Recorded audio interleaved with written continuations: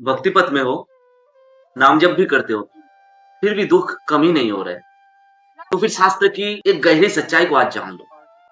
भक्ति दुख हटाने के लिए नहीं होती, भक्ति मुक्ति के लिए होती है। हर जीव इस संसार में अपने पिछला कर्म के फल को भोगने हेतु ही संसार में जन्म लेता है।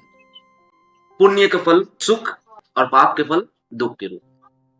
अब भगवान या कोई सदगुरु अगर अपने भक्त की दुख को हटा दे या रोक दे, कर्म तो समाप्त नहीं हो रही, बाकी रह जा रही है, तो फिर ये बचा हुआ कर्म भोगने हेतु फिर से जन्म लेना पड़ेगा। पर नाम जप पिछले पापों को नष्ट करते जाता है, और नाम जप के कारण भगवान की ही विशेष कृपा से बुरे कर्मों की फल को लगातार भोगने को दिया जाता है, ताकि जल्दी जल्दी सारे कर्म समाप्त हो जाए।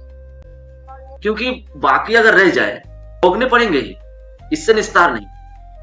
अर्थात नाम जप दुख को रोकता या काटता नहीं, कर्म को ही जलाता जाता है। और शास्त्र कहते हैं नामाग्नि में कर्म भस्म होता है, बीज ही जला देता है, फिर फल कैसे बचेगा। इसलिए जपते जाओ, दुख आए तो भी और सुख में भी। या तो इस जन्म में कर्म शून्य होंगे या फिर अगले जन्म में, और कर्मफल शून्य मतलब ही मोक्ष की प्राप्ति, अर्थात भगवान के धाम में चले जाना।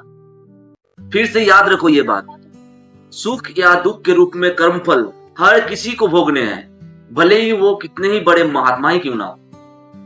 पितामह भीष्म की बातें हमेशा याद रखना। इसीलिए दुख का नाश हमारा लक्ष्य नहीं, बंधन का नाश ये लक्ष्य होना चाहिए। हरे कृष्ण।